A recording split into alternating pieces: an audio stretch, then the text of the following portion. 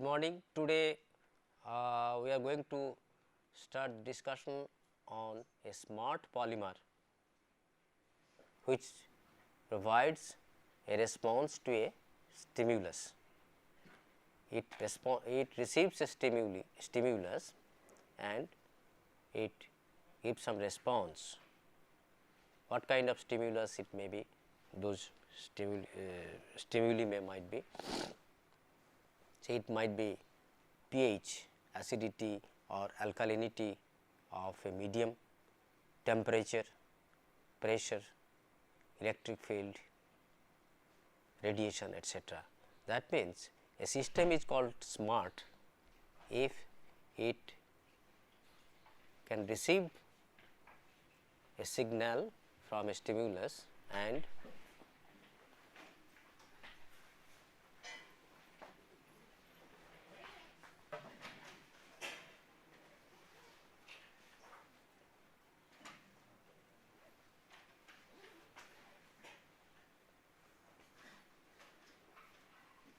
it receives a response in the form of a signal, then it processes the signal and depending on the signal it actually gives again it function accordingly depending on the quantity of signal, amount of signal it has received. So, these are called stimuli responsive polymers. Stimuli is a plural form of stimulus.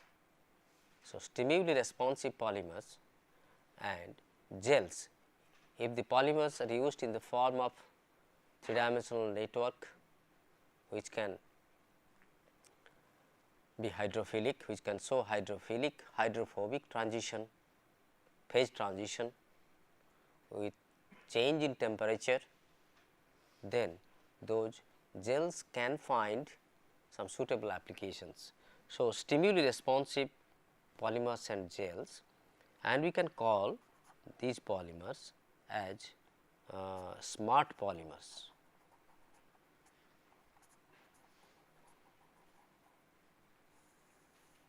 Okay. Now, these polymers are intelligent. A system is intelligent if it can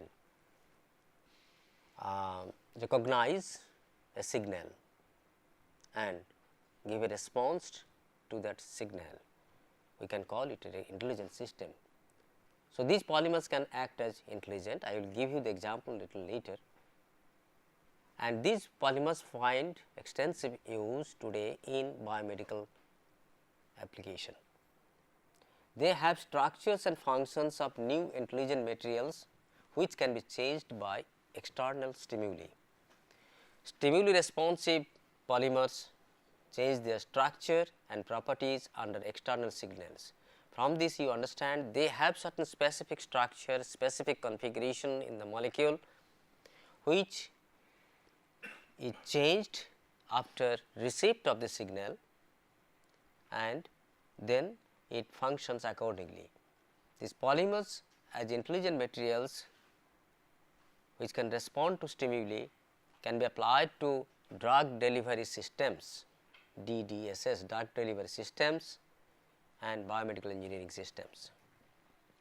The materials that change their structure and properties in response to external chemical and or physical stimuli such as pH, light and temperature are called as intelligent materials. These materials can sense a stimulus as a signal which can be termed as sensor function.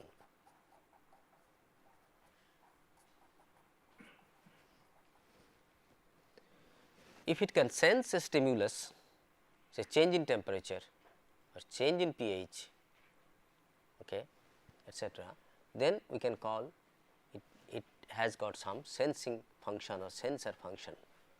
Then it can judge the magnitude of the signal that is called processor function.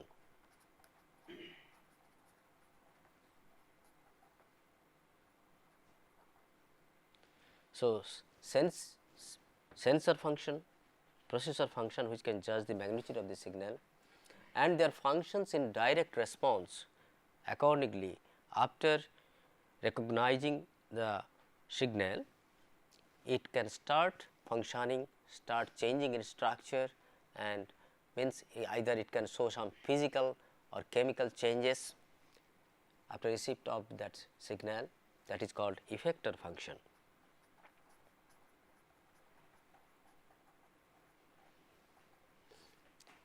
Now, these polymers permit external stimuli induced modulation of structures, stimuli induced modulation of structures. For example, say if it is hydrophobic in nature, it can be changed to hydrophilic, or if it is hydrophilic in nature, it can be changed to hydrophobic with a change in even 1 degree change in temperature. As a result of 1 degree change in temperature, it can show such change of phase or configuration, molecular configuration, hydrophobic to hydrophilic or hydrophilic to hydrophobic transition, and that can be exploited in various applications for various use.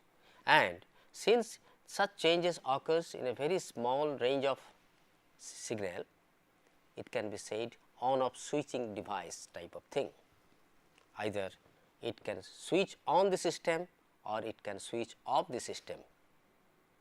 For example, say we have pancreas. What is the function of pancreas? Function of pancreas is to sense the glucose level in the blood. If there is high level of glucose, say for diabetic patients, then there will be change in temperature of the body temperature, and accordingly pancreas has to give some command or release some insulin. That insulin will interact with this glucose, so that it maintains the normal glucose level in the patient's body. That is the function of the pancreas. So, if we can think of an artificial pancreas, that artificial pancreas, if it contains, if some insulin can be kept trapped in this artificial pancreas, and if that artificial pancreas contains such polymer, so with change in 1 degree or 2 degrees of temperature, so it can either release insulin or can stop releasing of insulin, so that the normal glucose level in the blood can be maintained and body hemostasis can be maintained to have the normal function of the patient. So, that is called on off switching your function of this device containing such polymer. Here is it is written, artificial organs are needed to stabilize the body condition of a patient, say artificial pancreas for sensing the glucose level and respond to it by releasing or stopping the release of insulin. This development is an outcome of controlled release concept. This controlled release can be of great use in medicine, chemical, agriculture and cosmetic industries. In agriculture, what we do? We just spray some pesticide to stop the attack of pests, or we just apply this your fertilizer. What happens if there is water, if there is your flow of water, or if that the water holding capacity of the soil is not adequate, then if that water which dissolves this fertilizer can take away the fertilizer without being accepted by the plants, without being taken by the plant. So, there is loss of fertilizer, that means fruitful or efficient utilization of the fertilizer is not done. In order to avoid those problems, if there are certain devices available in which this fertilizer can be kept encapsulated, okay. From that encapsulated fertilizer device, if fertilizers are released slowly in regulated quantity, then the plant can take its fertilizer from that device and there is no loss of fertilizer. That means, with a smaller quantity of fertilizer we can get large amount of products. Okay. That is your fertilizer in case of agriculture. In case of drug delivery, what we do? Normally we incorporate the drugs through oral incorporation or by intravenous injection or intramuscular injection, what happens? The problem might be somewhere else, but the doctor prescribes a medicine which you swallow, it passes through the stomach to the intestine to through colon etc., and during which it is absorbed by the body. Now, there is a consideration of dose, amount of the drug which is required, and that picks up with the body fluid, and then it goes to the blood and it reaches the actual your affected site, target site. Now, the drug concentration which is required at the affected site, either it may be low or it may be high. Not only that, the other parts of the body will be might be affected by the drug. So, what we need? We need a real quantity of drug or actual quantity of drug. It should reach the target site and it should not affect any other parts of the body or any other organs of the body. So, for that today many people are trying to develop drug delivery devices which can be just carried to the targeted site, say tumor patients, say cancer tumor patients, malignant tumor patients. So, if the drug could be taken to that tumor site directly, so those your affected cells, tumor cells can be removed or can be cured, and this way tumor can be cured and cancer can be fought that way. But what is the device? How to do? So, chemotherapy is one of that. What is chemotherapy? Chemotherapy, some drug is incorporated in the body, and that is really painful affairs for the patient. Many patients cannot sustain the pain and the side effects of the chemotherapy, and ultimately although even this your affected cancer cells are destroyed, but the patients cannot sustain the drug and the other side effects, so the patient dies. Now, today people have devised say parenteral drug delivery, in which such drug is encapsulated in the form of minute very small dispersed particles known as emulsified drugs in a core cell morphology, in a core cell design. So, that drug is incorporated in the body through injection, intravenous injection, and it circulates and it keeps the drug in a stable condition without releasing in the blood. Only when that blood containing that emulsion, that drug reaches that affected tumor site, it will release over there.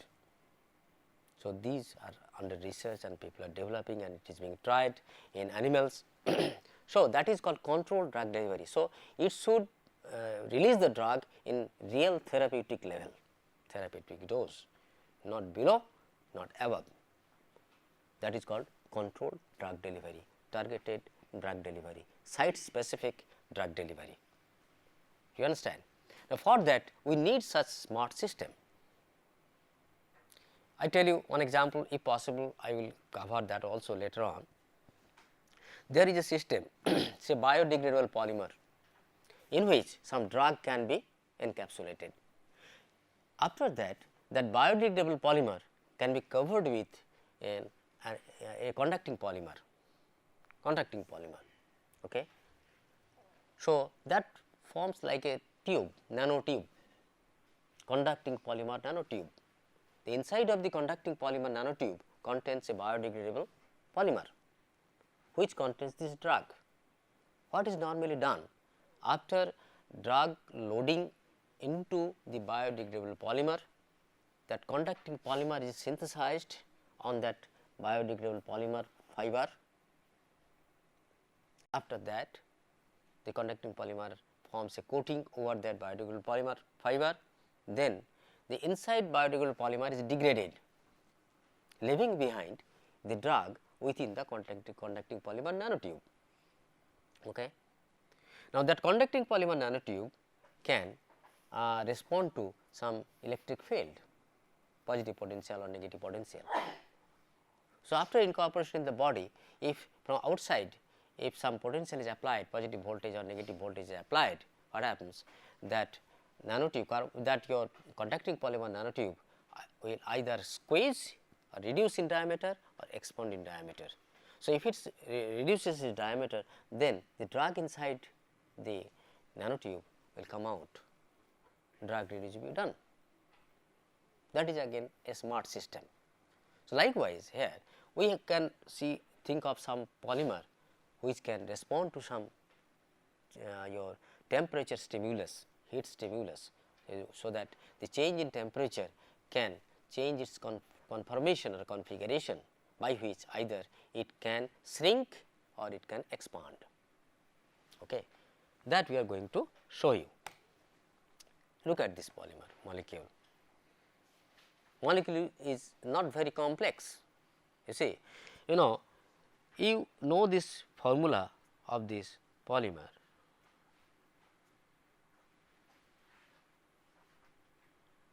Okay. What is this? Polyacrylamide, isn't it? This is polyacrylamide. Okay. Now, if this polyacrylamide can be modified, that means if this hydrogen of this attached to nitrogen can be replaced with some alkyl group. So, that is here isopropyl group. Okay. So, here it becomes, if it is isopropyl group CH3, actually the polymer becomes N isopropyl acrylamide. So, the name of this polymer is poly N isopropyl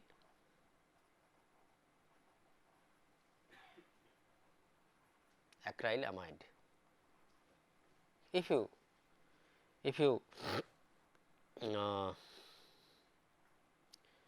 just critically examine this formula and the structure of this polymer, you see, because of this oxygen and nitrogen, this polymer can show some hydrophilic property, and this portion and the backbone portion can provide hydrophobic property.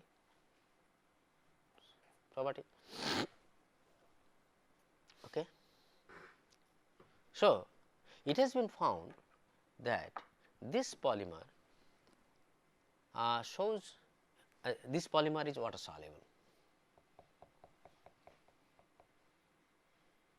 This polymer is soluble in water. What happens? There is a characteristic temperature at which this polymer shows some cloud point, that is called cloud temperature, means it shows a change in phase. It comes out from the soluble phase to the insoluble phase, or that cloud point can be told as lower critical solution temperature. In other way, LCST. Below this critical solution temperature, it is hydrophilic. Above the critical solution temperature, it is hydrophobic. Now, in order to make this polymer hydrophobic, please look into this structure. In order to make this polymer hydrophobic, what you have to do? You have to hide this hydrophilic portion. Okay. If this hydrophilic portion is actually hidden, then it can show hydrophobicity. Now, that occurs if the temperature is increased. If the temperature is increased from LCST,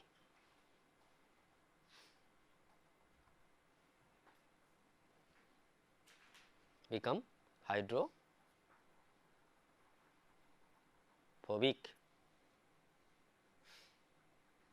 Now, if the temperature is decreased from LCST, it become hydrophilic. That means, in order to make this polymer hydrophilic, so this portion should be exposed. Again, if you want to make this portion of the polymer molecule to be exposed, so it should expand,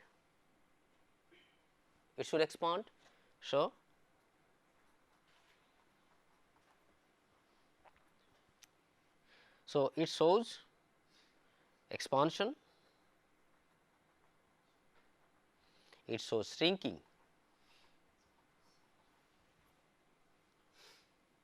So, the polymer either shrinks or expands. Shrinking due to assumption of hydrophobic configuration, okay, and expansion or swelling due to hydrophilic configuration. Swelling, you see, it is very simple, it is not very difficult. You see, for hydrophilicity, for swelling, this portion should get access to water molecule, is not it? Water molecule should penetrate this site, then only it can show hydrophilicity. For that it needs expansion, swelling. Okay. Say if you keep your hand immersed in water, in a bucket of water, what happens? For say few minutes, you will find that your skin, both entire skin has got swollen due to water imbibition there, due to hydrophilicity of the tissue. So, that is hydrophilicity. So, water gets incorporated there and it swells. So, if water goes inside, it assumes it needs certain volume. So, because of imbibition or incorporation of water, so it swells the system. So, swelling, deswelling, hydrophilic to hydrophobic. So, swelling, deswelling and hydrophilicity, these are related. Swelling means hydrophilic, deswelling means hydrophobic. Okay. So, this is a very simple property, but you see Professor Okano, he is pioneer, the credit should go to him, T. Okano. This is his work, this development or this discovery of this such type of system or polymer, credit goes to Professor Taruo Okano, Japanese scientist, he did it. Okay. Now, you see,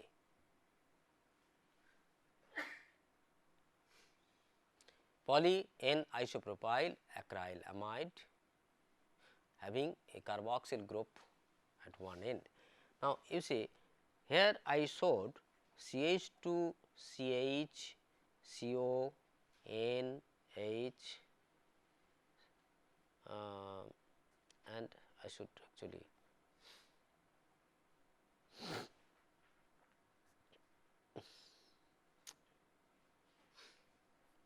sorry.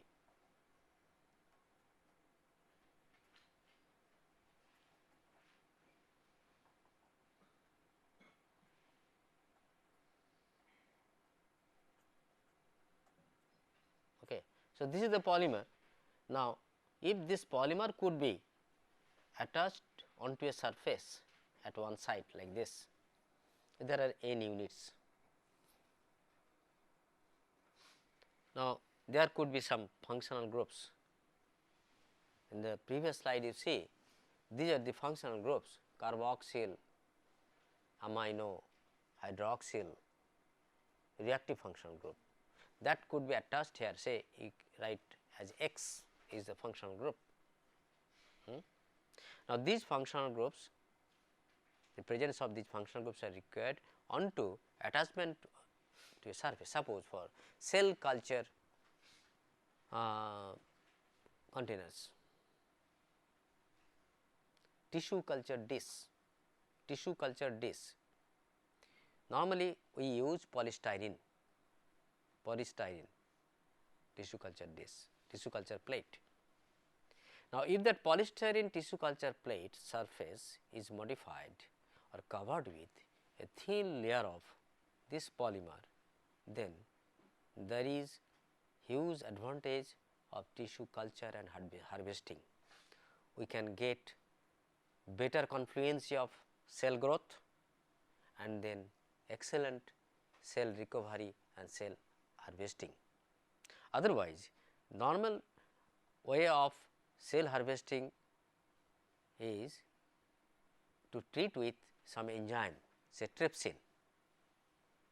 By trypsin treatment, the cells are actually removed from the culture plate. There actually it undergoes certain damage of the tissues and confluency of the cell is lost. Confluency, I will show you what is meant by confluence later. So, these are the applications. Not only that, in chromatographic system we will see that how it helps, in artificial drug delivery systems how it helps. So, for these purposes we need to attach one functional group, reactive functional groups at one end of the polymer chain, and we can regulate the molecular weight of the polymer chain by varying this n.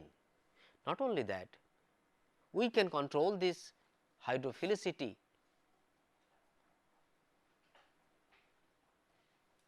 or hydrophobicity.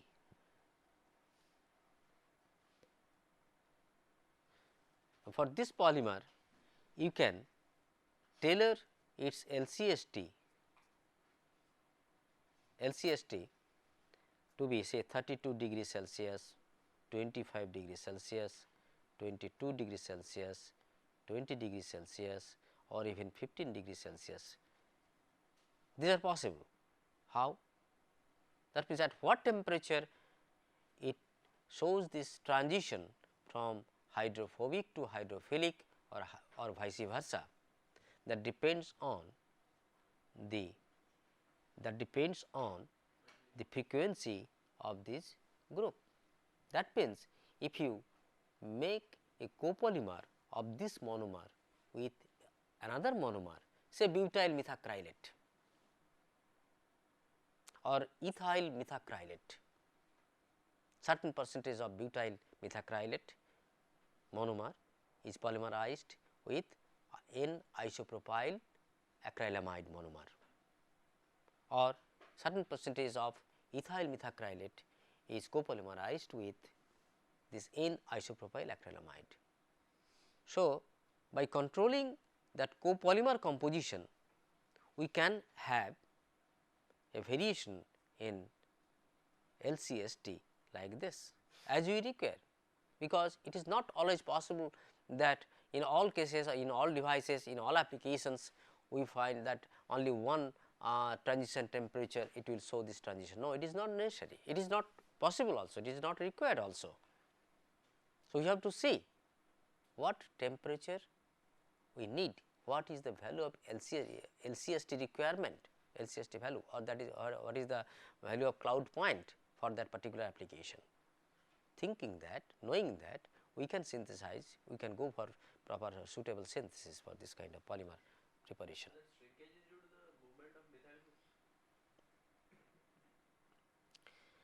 Methyl group, that means not only the methyl group and also bending of this backbone chain. That means, this portion has to be hidden.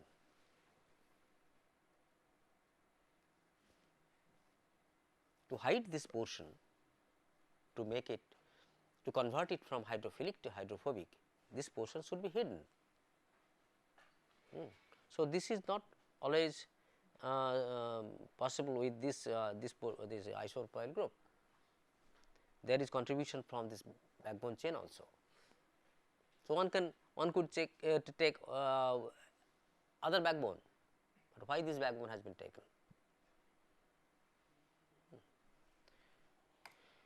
So, here you see material surfaces can be modified, hydrogels can be modified, bioactive molecule can be modified. I understand, you understand what is surface. I mean the surface of a body, we can characterize the surface of a body knowing the material surface, knowing the material made of it, either metal or wood or polymer or a ceramic. We know the composition, chemical composition of the surface, fine. But what is hydrogel? What is hydrogel? Now, you have certain confusion about gel.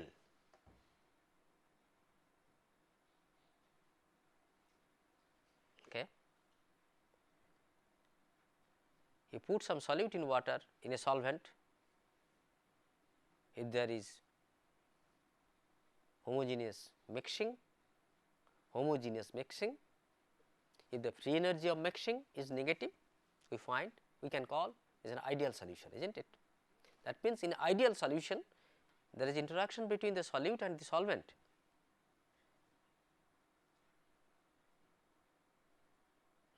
And their free energy of mixing should be negative. And you know that can be measured with the help of solubility parameter. Free energy of mixing delta G is equal to, do you remember that relation? Yes. What is that relation?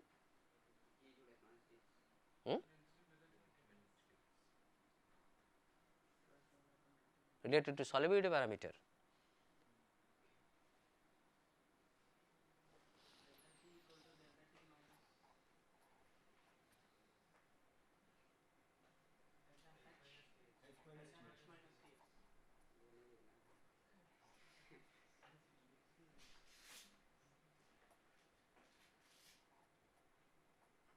Is not it?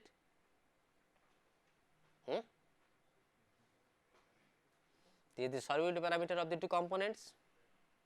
This is the volume fraction of the two components. One is the solute and the other is the solvent, and solubility parameter of the solute, solubility parameter of the solvent. And in this case, we can get an ideal or miscible solution, homogeneous solution, if this delta G is, value of delta G is negative, is not it? Here also, say gel. What is gel? From solution phase, if the solutes are separated as a solid phase or comes out of the soluble phase, solution phase, we call it a precipitate, is not it? We call it a precipitate. Now, that can occur in various ways.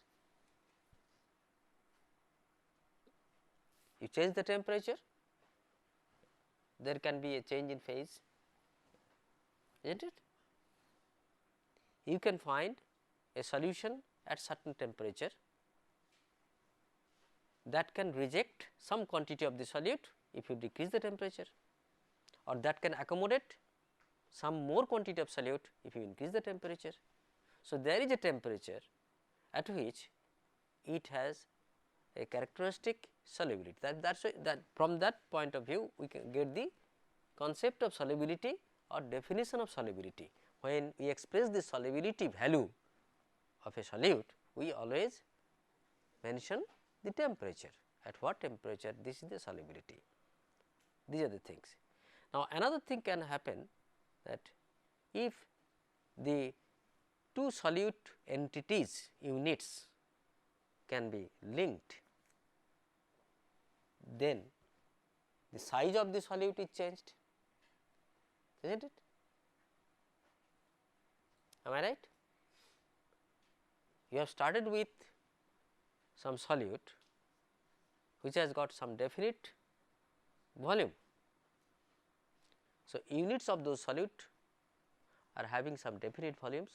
When by some chemical reaction or something else like that, if there is some bonding, tying between the 2 units or 3 units or all the units, what will happen? The size of the solute is changed, volume of the solute is changed, solubility parameter of the solute is changed. Accordingly, what will happen? It will come out of soluble phase, solution phase. Now, this that say a solute remains, when it remains in solution, we call a sol, call it a sol. Now, if there is certain chemical change, if the solutes in the sol are interlinked in a 3-dimensional fashion, we call it gelation, gel formation or cross linking, then their solubility parameter changes and what happens? It comes out of the soluble phase, that is called gel, sol and gel. Say if you take a natural rubber, all right,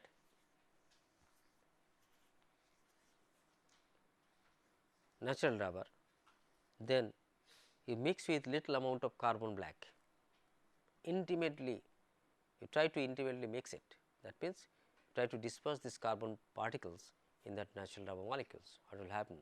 Some natural rubber molecules will be occluded by the carbon particles, and some molecules will not be occluded, will not be accommodated. Then after such mixing, you put in benzene,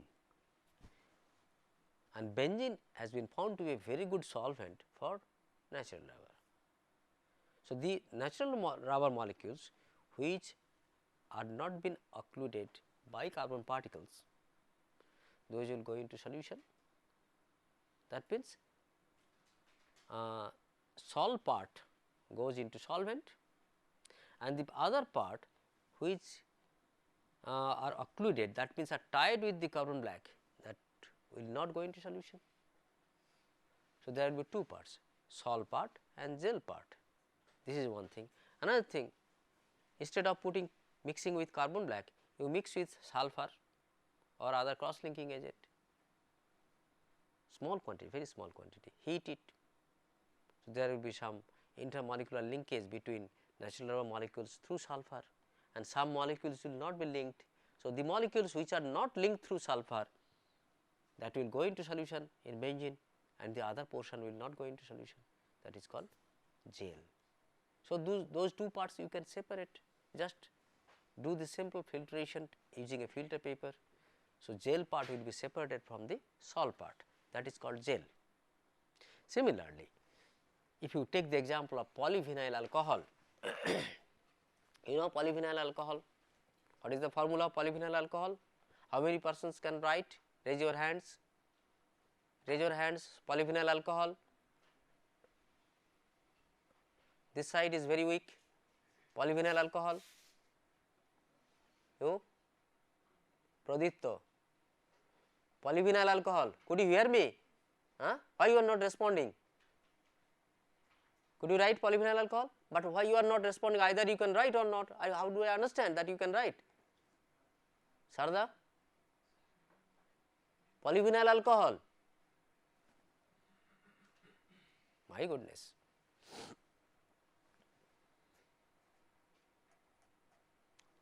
Many times I have shown this structure in the class. You remain sleeping. If you remain sleeping, you remain sleeping for the whole life. Okay. This is polyvinyl alcohol. This, because of this hydroxyl group, it is a hydrophilic polymer and is highly soluble in water. Okay. This is a water soluble polymer. When this water soluble polymer is reacted with glutaralaldehyde, Ga, glutaralaldehyde, it form cross linked polyvinyl alcohol, PVA, polyvinyl alcohol or sometimes it is written PVAL, small l, PVAL. Okay. This is glutaralaldehyde.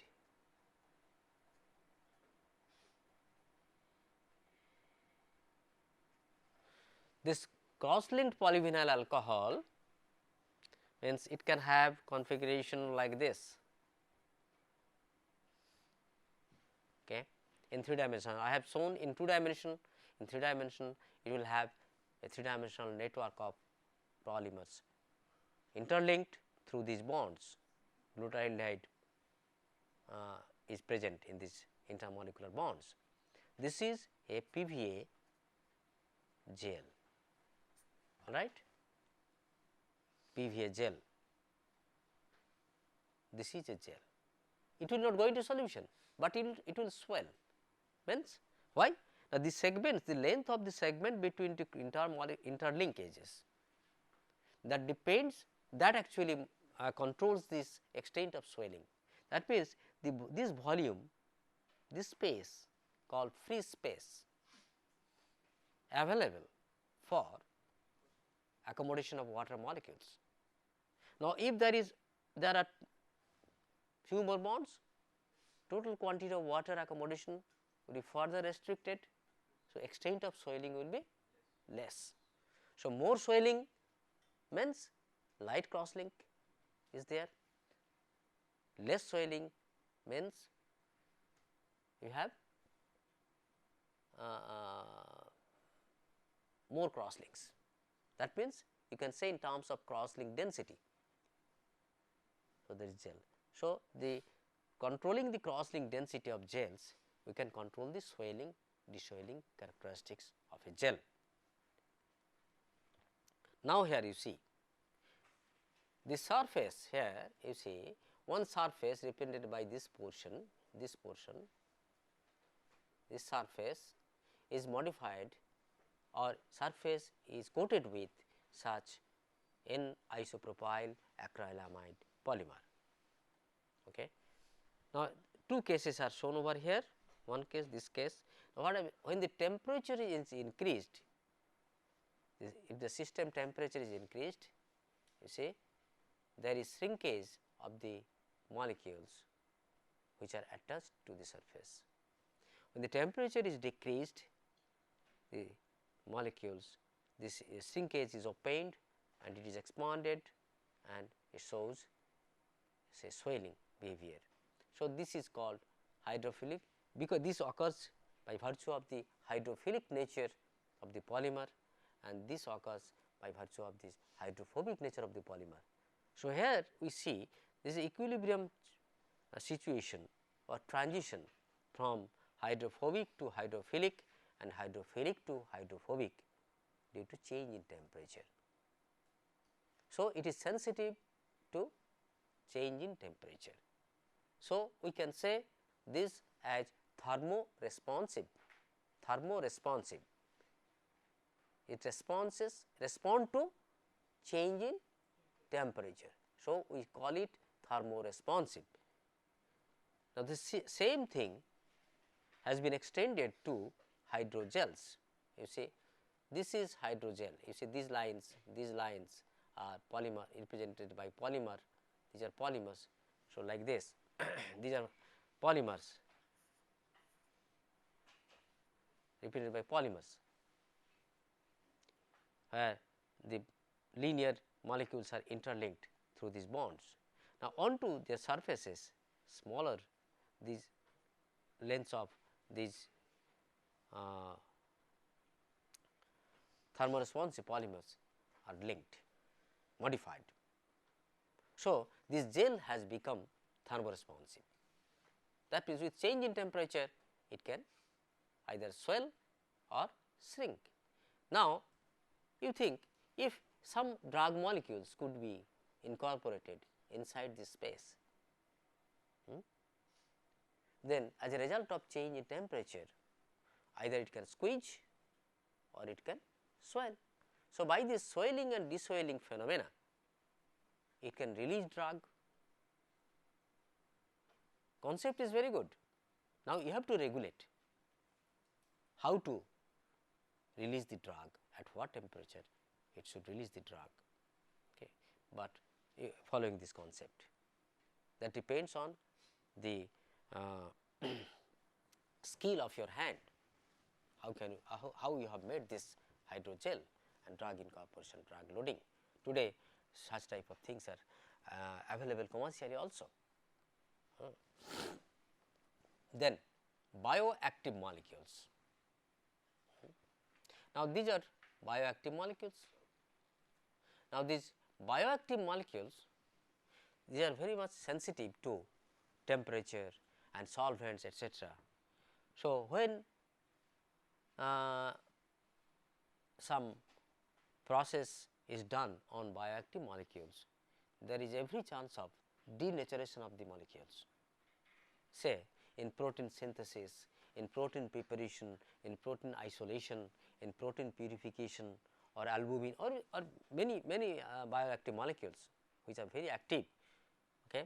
By small change in temperature, by small change in your chemical composition, pH, etc., there is denaturation of the system.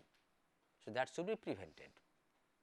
In order to prevent that, or in order to say, if you want to separate such sensitive bioactive molecule from a solution or from a process, following a process, then if such bioactive molecules could be tagged with, or such stimuli responsive polymers can be tagged to with these biomolecules, attached to biomolecules, then by change in temperature, you see it becomes, these bioactive molecules become insoluble. Although it is soluble, bioactive molecule is soluble, it cannot be made insoluble, but by attaching this molecule,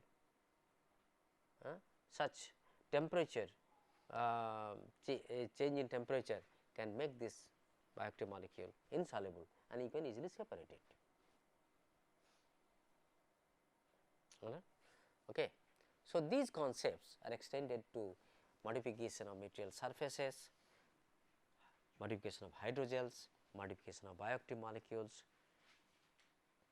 These are the concept. Now, let us see some applications of stimuli responsive interfaces as molecular valves, filtration, separation, all these things, purification.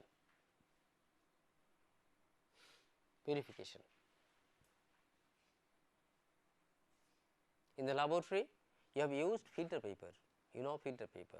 In industrial practice, filtration cloth is used. Filtration is one of the unit operation in chemical engineering. Separation, purification by filtration. Now, there are certain restrictions, regulations which one should follow, otherwise proper separation, purification cannot be done. It has been found that if we can make a filtration bed which can provide this molecular valve. If there are valves, you open the valve, fluid will pass through, close the valve, fluid cannot pass. Could you tell me one example of a molecular valve available, used in the laboratories?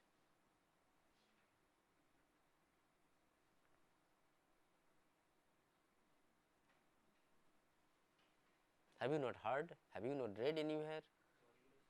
Yes, molecular sieves. Molecular sieves are used as molecular valves for purification, filtration, etc. Sometimes these molecular sieves are used as catalyst carriers. Those are porous, molecular sieves are porous supports, porous entities which have got sufficient surfaces there onto which some surface active process can be carried out.